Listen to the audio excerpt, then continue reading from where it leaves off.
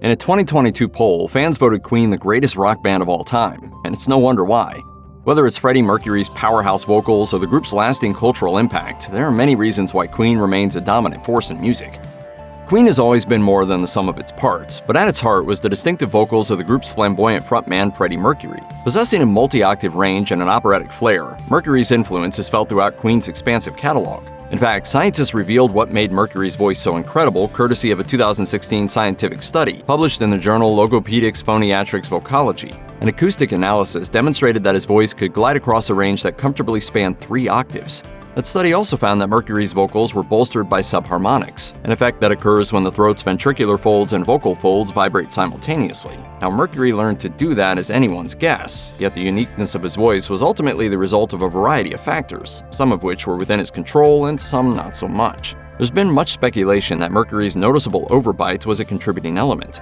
Dental x-rays indicate that he had 4 extra incisors wedged within his top teeth, a condition known as hyperdontia. While Mercury disliked his overbite and often hid his teeth whenever possible, he never had the condition corrected for fear that he could ruin the voice that made him a star. Queen racked up a lot of hits. During the course of a career spanning from the early 1970s until Freddie Mercury's 1991 death, the band spent more weeks on the charts than any other group in history, even the Beatles. Unlike many bands in which songwriting duties are handled by 1 or 2 members, each of Queen's 4 members contributed songs to the Queen canon, and each wrote multiple songs that soared to #1 in various parts of the world. Mercury, of course, was at the top of that particular list, writing such #1 hits as Bohemian Rhapsody, Crazy Little Thing Called Love, Killer Queen, and Somebody to Love. Guitarist Brian May wrote We Will Rock You and Flash, while bassist John Deacon composed Another One Bites the Dust, You're My Best Friend, and I Want to Break Free. Drummer Roger Taylor had a direct hand with 3 hits in the UK. These are The Days of Our Lives, Innuendo, and Under Pressure. The band made history for the members' combined songwriting in 2003, when Queen became the first band to ever be inducted into the Songwriters Hall of Fame. Taylor said in his acceptance speech, "An award for songwriting is probably of more importance than an award just for selling records. It's all about the creative process right from the very beginning." Of all the various Queen hits, Bohemian Rhapsody stands alone as the band's magnum opus. That said, Bohemian Rhapsody defied the conventions of what a hit single was supposed to be. Infused with operatic elements, multiple sections, and weird lyrics, the song was also far lengthier than conventional wisdom dictated at the time. It really was hit or miss. It was either going to be massive or it was going to be nothing, ignored. It all began when Mercury showed up at a recording studio carrying scraps of paper with lyrics and ideas, and sat down at a piano and banged out a preliminary version. What were originally 3 different songs were ultimately combined into one epic track. Brian May explained in a 2021 interview with Guitar World, "It was recorded in pieces, as I think everybody knows. We would rehearse and record. We'd do it until we got it right. The various bits were put together." Creating the stunning choral harmonies, however, pushed the limits of 24-track analog recording to the brink, with 160 different vocals overdubbed so many times that the tape itself became practically translucent. As May recalled during a 2010 appearance on NPR's Fresh Air, he, Mercury, and drummer Roger Taylor would sing in 3-part harmony over and over again. He said, "And we would sing one line until we felt it was right. Then we'd move on and double-track it and double-track it again." When Bohemian Rhapsody was completed, all members of Queen realized they'd created a singularly unique work of art. Clocking in at just under 6 minutes, not only was the song considered far too long to receive radio play, the band's label was also hesitant to release it as the debut single from A Night at the Opera.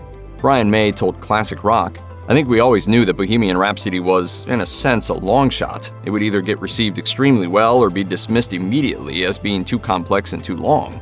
A decision was made to roll the dice. Bohemian Rhapsody was released as the album's first single, gambling that Mercury's ambitious mini-rock opera would captivate fans the way it had staffers at EMI who'd heard it." The song's producer Roy Thomas Baker told Sound on Sound, "I was standing at the back of the control room and you just knew that you were listening for the first time to a big page in history. Something inside me told me that this was a red-letter day, and it really was." Ultimately, the success of Bohemian Rhapsody speaks for itself. The song spent 9 weeks atop the UK charts upon its 1975 release, and 5 more after the death of Freddie Mercury. The song also holds a spot as the 3rd highest-selling single of all time in the UK. It's wonderful to be up there amongst such fabulous stuff. There are few frontmen in rock history with the flamboyance and charisma of Freddie Mercury. While Queen's albums were the result of meticulous multi-track recording, the group's live shows showcased Mercury's dynamic stage presence. This dated back to the band's earliest days, such as a now legendary 1974 concert at London's Rainbow Theatre. The concert was highlighted by an electrifying performance of Stone Cold Crazy, which featured Mercury strutting around the stage while Brian May soloed ferociously. A decade later, Mercury had cemented his status as one of rock's most dynamic frontmen. That was certainly on display during the 1985 Rock in Rio Festival, arguably among Queen's most legendary live performances, as it played for a massive audience of 300,000. As Mercury said in an interview at the time, he approached that show just as he would any other. To me, I just, it's like a housewife, to be honest. I just go in there and do my job and then come home. A solo by Queen guitarist Brian May is instantly recognizable for its singular tone and unique sound. While May's technique on the instruments is a key reason for this, there are other major factors contributing. Chief among them is his guitar, the Red Special, a handmade instrument that teenage May built with his father, using repurposed wood from a fireplace mantle. He told Guitar Player, "At that time, we thought it would be interesting to make a guitar, seeing as I couldn't afford a Stratocaster. Given that neither May nor his father had built a guitar before, there was a lot of trial and error involved."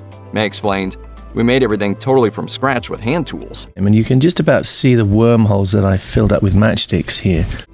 The sound it produced was unlike any other guitar. May told the outlet, "It was different from a Strat. It's warmer. It's different from a Gibson. It's got more top end. It's got a very wide sound." Also contributing to May's guitar sound is the fact that he doesn't use a standard guitar pick, instead utilizing a British sixpence coin.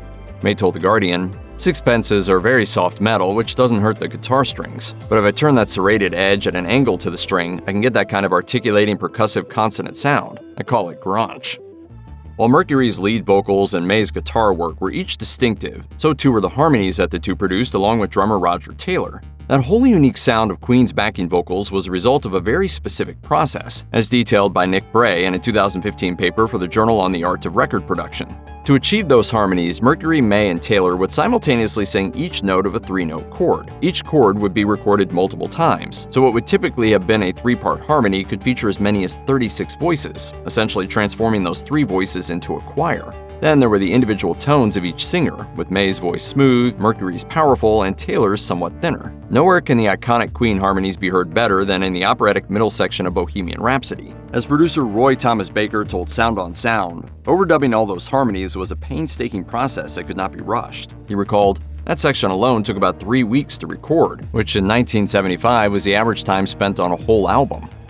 When Queen's self-titled debut album was released in 1973, it would have been very easy to lump the band into that era's burgeoning prog rock scene, among the likes of Yes, Genesis, and King Crimson. And while the band moved on in various musical directions over the years, prog was certainly at the band's core. Perhaps the climax of that sound was the group's second album, Queen II, and the 6-minute-plus prog epic March of the Black Queen. It wasn't until the third album, Sheer Heart Attack, that Queen logged what would become the first of many hits on the American Billboard charts, with Killer Queen hitting number 12 on Billboard's Hot 100 and remaining on the chart for 19 weeks. It would be nearly 5 years until Queen landed its first number 1 on that chart, with Crazy Little Thing Called Love spending 4 weeks in the top spot. 8 months later, another track from the Game album gave the band its second number 1, Another One Bites the Dust. In an interview with Forbes, Roger Taylor discussed the band's musical evolution. He said, "It wasn't like a series of records coming out in the same style. There was a lot of variety. It went from hard rock to almost rockabilly to a little bit funky to grandiose. It covered a lot of ground." Any rock band worth its salt has its own logo. For example, the Rolling Stones' iconic lips and tongue logo is among the most identifiable images in the world. Queen also has a logo, which famously appeared on the cover of the band's A Night at the Opera album, and then in a somewhat altered form on the album cover of the follow-up, A Day at the Races. The logo was designed by none other than Freddie Mercury himself, utilizing the skills he attained while studying graphic design and illustration at London's Ealing Art College. Mercury's design, known as the Queen Crest, is modeled after a royal coat of arms. But what does the Queen Crest mean? Well, Mercury combined the zodiac signs of all 4 band members, 2 lions for Leo's John Deacon and Roger Taylor, a crab for Cancer Brian May, and a pair of winged fairies to symbolize his own sign, Virgo. At the center sits a regal crown within an ornate letter Q, while an enormous bird spreads its wings above the entire thing. What we're doing within Queen is my creative output within that is enough for me. The standout track from Queen's 1977 News of the World album was the combo single We Will Rock You, We Are the Champions. The single became a concert standard, while also emerging as a sing-along anthem at sporting events worldwide. Record exec Dominic Griffin told Billboard, "The story we've been told is that Brian May and Freddie Mercury said, 'Why don't we write our own anthems?' So Brian wrote 'We Will Rock You', Freddie wrote 'We Are the Champions', and they started finishing their shows with those." As May told the Daily Mail, they hatched the idea of generating an anthem after a concert ended and the audience spontaneously began singing 'You Will Never Walk Alone', which had become popular at British soccer games. Realizing that fans were eager to participate, they decided to come up with a song that fans could sing along with. May told the outlet, "In the end, we decided not to fight it, but rather to enjoy and even encourage it. We wanted to get the crowds waving and singing. It's very unifying and positive. People love it because it's so uplifting." So prevalent is the single in the world of sports that "We Will Rock You, We Are the Champions" became the official theme song for the 1994 FIFA World Cup. Meanwhile, the single also returned to the charts in France during the 1998 FIFA World Cup, rocketing all the way to number 10. One of Queen's most durable hits came about through an unexpected collaboration with David Bowie. Released in late 1981, Under Pressure spent 16 weeks on the Billboard Top 100, peaking at number 29, and all thanks to a chance meeting. While Queen recorded its Hot Space album at Mountain Studios in Montreux, Switzerland, Bowie was there recording the title track for his film Cat People. As Taylor recalled in an interview for the book Is This the Real Life? The Untold Story of Queen, Bowie dropped into the recording studio and they began jamming on different cover songs. Taylor recalled, "In the end, David said, 'This is stupid. Why don't we just write one?' And these things happen, suddenly you're writing something together, and it was totally spontaneous." They did, embarking on an epic recording session lasting nearly 24 hours, with the musicians propelled by a few bottles of wine and some other substances. According to John Deacon, Bowie led the session and even came up with a propulsive bass line that opens the song. He said in the book, "It took me a certain amount of time to learn it." However, Mercury's friendship with Bowie was complicated, as the Queen singer grew annoyed when Bowie took the lead. May told Mojo magazine, "Freddie and David locked horns, without a doubt. That's when the sparks fly, and that's why it turned out so great." No, myself as an artist, I'm just a musical prostitute, my dear. Queen's 1980 album The Game was significant for bringing the band its first and second #1 US hits, A Crazy Little Thing Called Love and Another One Bites the Dust. Written by Deacon, the latter song was inspired by dance funk outfit Chic and became Queen's first ever dance hit. The response to Queen's newfound popularity on dance floors did not go unnoticed by the band and its label. As a result, the influence of Another One Bites the Dust can be heard in Queen's subsequent album Hot Space, which was dominated by synthesizers and danceable grooves. While Queen's new sound expanded its fan base considerably, it also alienated the hardcore American rock fans who'd propelled it to the top. May observed for Is This the Real Life? "I thought it was not very rock and roll." Speaking with Rhythm magazine, Taylor concurred. He told the outlet, "We went down a sort of funk avenue with the slight dance angle, and that was everything that our US followers hated. I felt at the time that we were going too far down that road, but because we'd had a huge hit with Another One Bites the Dust, we thought, oh, this is our new direction, but it wasn't really us." By 1985, Queen's glory years appeared to be in the past. The band's synth and dance-fueled 1982 album Hot Space did not resonate with fans. Its 1984 follow-up, however, found the band on better footing, thanks to songs like Hammer to Fall, I Want to Break Free, and Radio Gaga. Yet few would have guessed that when the band took the stage at the Wembley Arena during the Live Aid concerts, it would not only steal the show from a who's who of rock icons, but would also deliver a rousing performance that would ultimately define it. 72,000 people viewed Queen's performance at the venue, while a staggering 1.9 billion watched it on television. May attributes the still iconic stature of that performance solely to Mercury. He told Rolling Stone, "That was entirely down to Freddie. The rest of us played okay, but Freddie was out there and took it to another level." During its 1970s heyday, glam rock blurred traditional notions of gender, with the likes of David Bowie, Mark Bolan, and others reveling in androgyny. Freddie Mercury certainly fit that template, yet remained ambiguous about his sexuality. He had romantic relationships with both men and women, but never publicly came out as gay. However, as May observed in a 2017 interview with The Times, he witnessed the singer's evolving sexuality firsthand. May said, "It was fairly obvious when the visitors to Freddie's dressing room started to change from hot chicks to hot men." In hindsight, Mercury certainly wasn't hiding his sexuality. For example, his leather-outfitted 1980s stage attire would have been right at home in the gay bars that he reportedly frequented, and that was the dichotomy of Mercury's stardom. To those in the know, he was a gay icon. Homophobic male rock fans during the 1970s, however, were content to ignore the obvious and focus on Queen's hard-rocking music, while Mercury was hesitant to place labels on himself. Pink News editor Ryan Butcher told BBC News, "It wasn't just about sexuality with him, it was about his whole identity and the flamboyant persona he projected on stage, which is one of the main things Queen are known for." Despite Mercury's own ambiguity, he was voted the UK's greatest gay icon in a 2024 poll. I want to do things my way and I want to have fun. Freddie Mercury was officially diagnosed with AIDS in 1987. However, reports indicated that he first sought medical assistance as early as 1982.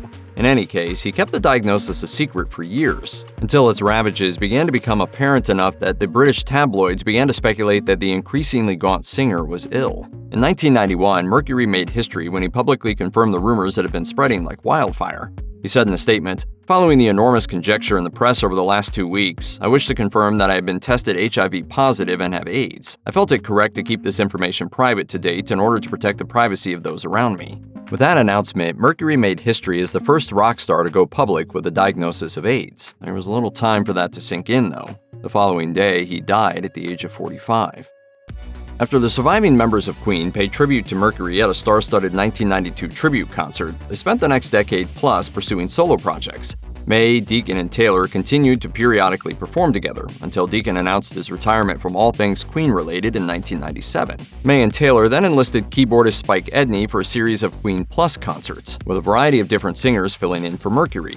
Those shows ultimately led the band to join forces with former Bad Company singer Paul Rodgers for a 2005 tour. The iteration known as Queen plus Paul Rodgers quickly snowballed. Rodgers told Vintage Rock in 2007, "It grew from being a European tour into a worldwide tour, which took 2 years to get around. It took us all by surprise, and it's great." Queen parted ways with Rodgers in 2009, with the singer admitting he wanted to get back to making his own music rather than remaining in Mercury's shadow.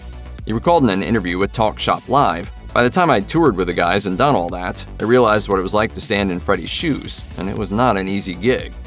As rockers of the 1960s and 70s aged into their 60s and 70s, many of them decided to cash out by selling their music catalogs. Artists such as Pink Floyd, Bruce Springsteen, and Bob Dylan have all sold their catalogs for eye-popping sums. Jackson's catalog, in fact, sold for a staggering $600 million.